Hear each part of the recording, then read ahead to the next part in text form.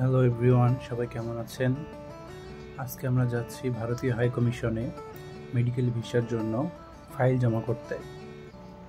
সেখানে তো ডাইরেক্ট কোনো ধরনের কাগজ বা কোনো কিছু অ্যাপ্লিকেশনের জন্য যে কাগজটা আমরা অনলাইন করে থাকি সেটা তো ডাইরেক্ট জমা দিতে পারি না। বর্তমানে তৈরি হয়েছে, ডেট নেওয়া লাগে, অনেক হ্যাসেল তৈরি হয়ে গেছে, যার কারণে যদি আপনি হাই কমিশনে আপনার কাগজগুলো ঠিকঠাক মতো অ্যাটাচমেন্ট করে আপনি জমা দিয়ে আসতে পারেন, তারা 15-20 দিন মতো সময় নেই, চেক করে আপনাদের ডাক দেবে, কল করে ডাক দেয়। সেটার জন্য আপনাদের কি কি কাগজ নিয়ে যেতে হবে? মেডিকেল ভিসার জন্য আপনাদের তো একজন পেশেন্টের সাথে 2 জন অ্যাটেন্ডেন্স অ্যালাউ করে বর্তমান সময়ে, যেহেতু টুরিস্ট ভিসা বন্ধ, বাকি ভিসাও অনেক কিছু বন্ধ, কিছু কিছু ভিসা চলছে, তার ভিতরে বিজনেস ভিসা হয়তো বা দিচ্ছে, আমি সঠিক শিওর না, কিন্তু আমরা আজ কথা বলবো মেডিকেল ভিসা বিষয়ে। প্রথমত আপনাকে পাসপোর্ট তো থাকাই লাগবে, অনলাইন একটা কপি আপনাদের যেটা অনলাইনের মাধ্যমে অ্যাপ্লাই করা লাগে সেটা অ্যাপ্লাই করতে হবে। সেখানে আপনাদের 2x2 একটি ছবি লাগবে, যেটা ব্যাকগ্রাউন্ড সাদা হতে হবে। প্রুফ অফ রেসিডেন্সিয়াল, যেমন ইলেকট্রিক বিল, গ্যাস বিল, এরকম ধরনের বিল থাকতে হবে, যেটা মিনিমাম 6 মাসের ভিতরেই হতে হবে। ব্যাংক স্টেটমেন্ট লাগবে অথবা ব্যাংক এন্ডোর্সমেন্ট করতে পারেন। কারেন্সিতে করতে হবে $150 মতো পার পাসপোর্ট অ্যাপ্লিকেন্টের জন্য। এটা আপনাকে করতে হবে, যদি ব্যাংক স্টেটমেন্ট না দেখাতে পারেন সেক্ষেত্রে পাসপোর্টে আপনারা করতে হবে। আর যদি ব্যাংক স্টেটমেন্ট দেখাতে পারেন, ব্যাংক স্টেটমেন্টে চেষ্টা করবেন মিনিমাম 3-4 মাসের জন্য একটা হেলদি অ্যামাউন্ট থাকে। দিতে হবে প্রুফ, দিতে হবে আপনি এখন কী করছেন। যদি গভর্নমেন্ট কোনো ধরনের চাকরি করে থাকেন সেক্ষেত্রে গভর্নমেন্টের ছুটি, লিগাল কাগজপাতি দিতে হবে।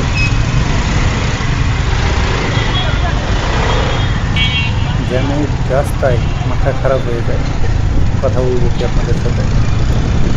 তো তারপরে আপনাদের দিতে হবে সার্টিফিকেট, যদি গভর্নমেন্ট চাকরি করে থাকেন সার্টিফিকেট দিতে হবে, এনওসি দিতে হবে, ছুটির জন্য কাগজ নিতে হবে।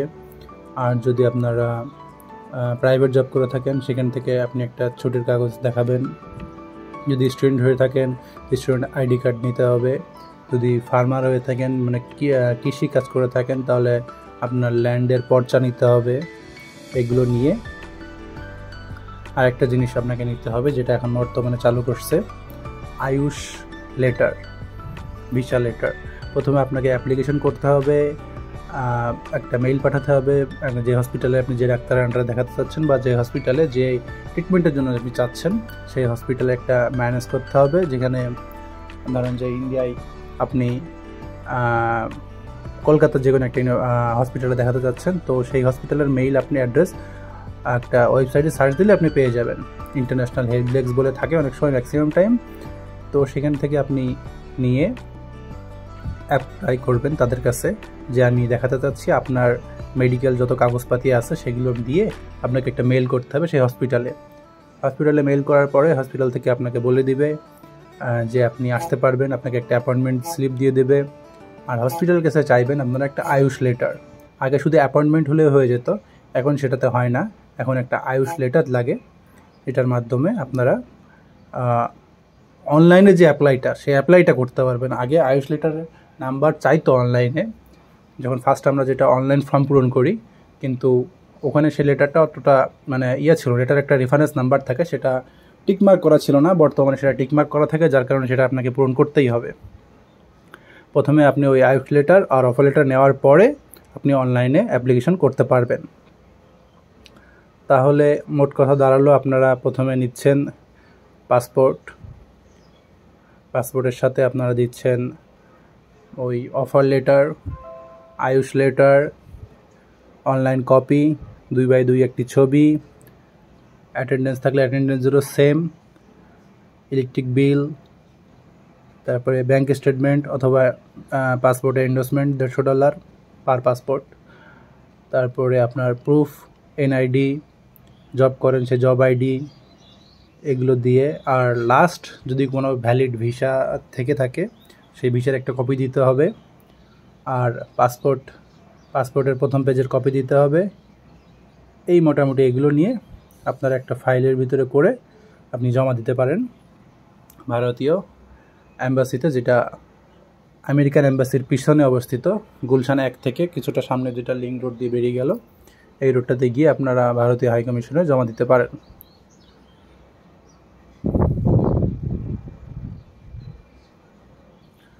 যাত্রাপথে আমরা যাচ্ছিলাম যে উদ্যানের সামনে দিয়ে, যেটা খুবই সুন্দর একটা পরিবেশ। আমার এই রাস্তাটা খুবই ভালো লাগে।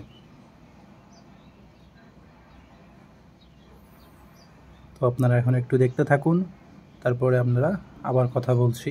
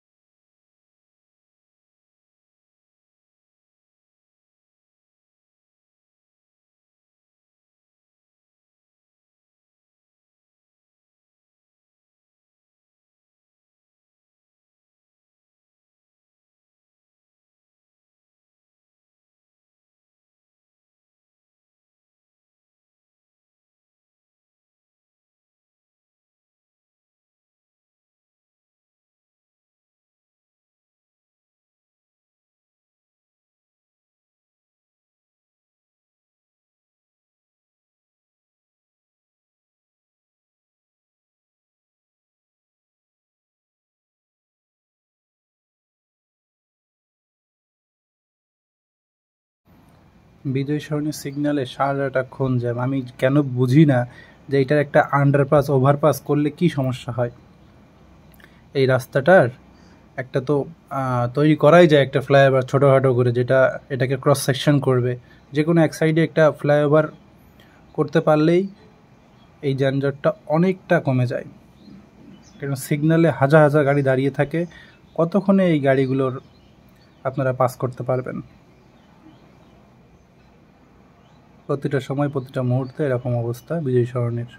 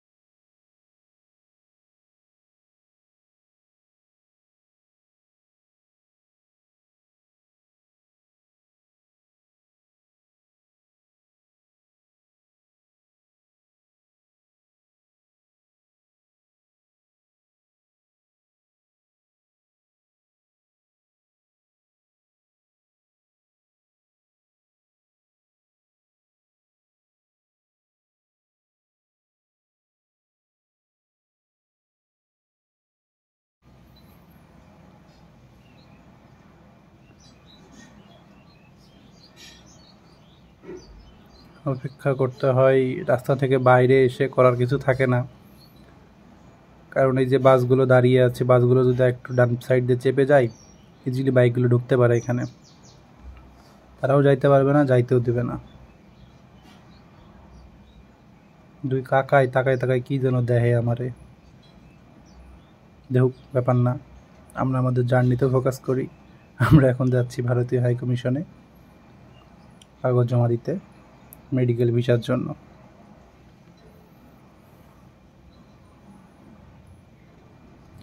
এই জায়গাটায় আমার এতটা মেজাজ খারাপ হয়েছে, ওই গাড়িটায় দেন আসলো প্লাটিনাম, এই গাড়িটা পিছন থেকে আসলো, আমারও পিছন থেকে উপর দিয়ে ঘুরে এসে আমার গ্লাসটা বাধাই দিয়ে ভেঙে ফেলার উপক্রম। যদি হালকা জোরে টান দিত আমার গ্লাসটা ভেঙে যেত।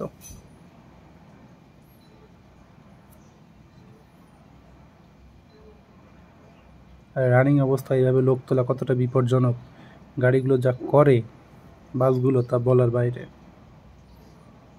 গাড়ির ফিটনেস লাগে, মানে আমার তো মনে হয় ট্রাফিক পুলিশ রাস্তায়, দেখো এই লোক আবার কিন্তু উল্টো আসে, ট্রাফিক পুলিশ রাস্তায় দাঁড়ায় থাকে বাইক আর প্রাইভেট কারের জন্য।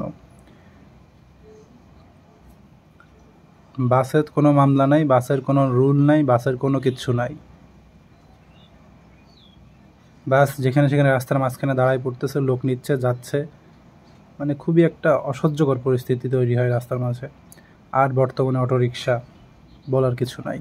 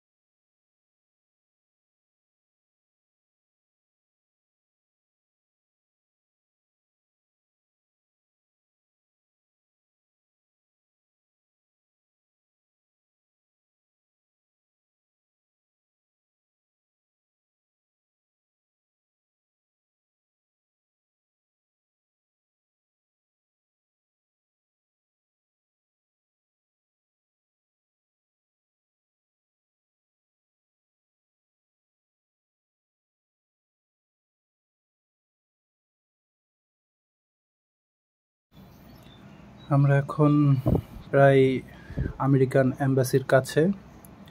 আমেরিকান এম্বাসির ঠিক পিছন দিকেই ভারতীয় হাই কমিশন। আমরা প্রথমবার যাওয়ার কারণে রাস্তা ভুল করছিলাম, এটা এই দিক থেকে ঢুকতে হবে না, আমেরিকা এম্বাসির সামনের যে মোড়টা গুলশান 1-এর দিকে যাইতে, ওই দিক দিয়ে যাইতে হবে। এদিক দিয়ে যাওয়ার পথে আমরা আবার ঘুরে আসছিলাম, পরে এক সেনা সদস্যর কাছে জিজ্ঞাসা করে আমরা সঠিক পথে পৌঁছেছিলাম। দেখতে থাকুন।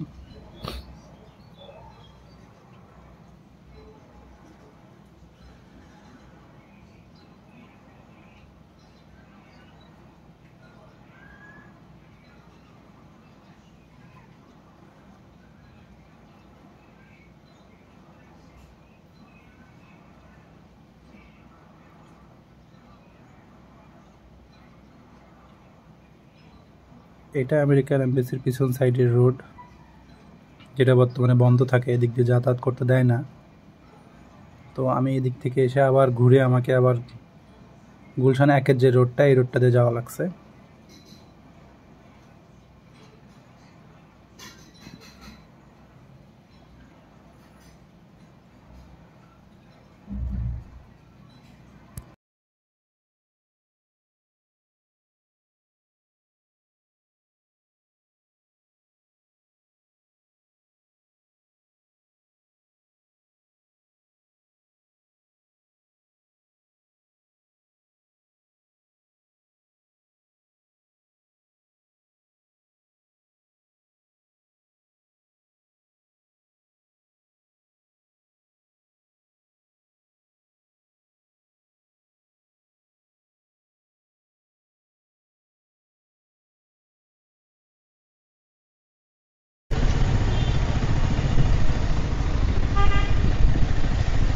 ভাই ইন্ডিয়ান হাই কমিশনের গেটটা কোন দিক দিয়ে? এই যে ভিসার কাগজ জমা দেওয়ার জন্য যাবো আর কি। না না না অবশ্য। ও আচ্ছা, ধন্যবাদ ভাই।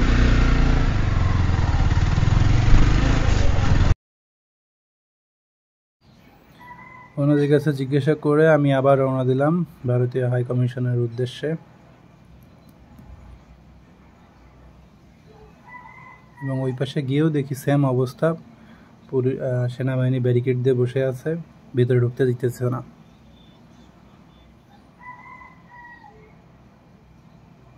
তো প্রথমত আপনাদের যেটি করতে হবে, আমি আবারও রিপিট করি, আপনাদের হসপিটালে প্রথমে মেইল করতে হবে আপনাদের যাবতীয় মেডিকেল কাগজপাতি সেই মেইলের সাথে অ্যাটাচড করে দিয়ে, এবং আপনাদের যে রোগী সেই রোগীর পাসপোর্ট এবং রোগীর সাথে যারা যাবে 2 জন বা 1 জন, আপনি যে কজন নিতে চান তাদেরও পাসপোর্ট তাদের সাথে অ্যাটাচমেন্ট করে দিতে হবে মেইলে করে।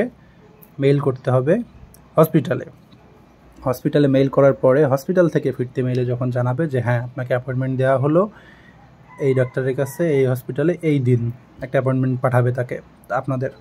আপনারা যদি প্রপারলি তাদেরকে বোঝাতে পারেন যে আপনার ট্রিটমেন্ট দরকার, আপনার কাগজপাতি, আপনার প্রেসক্রিপশন, টেস্ট রিপোর্ট সব কিছু দিয়ে যদি বোঝাতে পারেন, তারা অবশ্যই আপনাকে রিচ করবে। রিচ করার পরে আপনাদেরকে আবার হয়তো বা মেইল করতে হতে পারে, যদি ওই টাইমে আপনাকে আয়ুষ রেফারেন্স নাম্বার ওই অ্যাপ্লিকেশনের ভিতরে না থাকে, সেক্ষেত্রে আপনাদেরকে আবার রিচ করা লাগবে তাদের কাছে।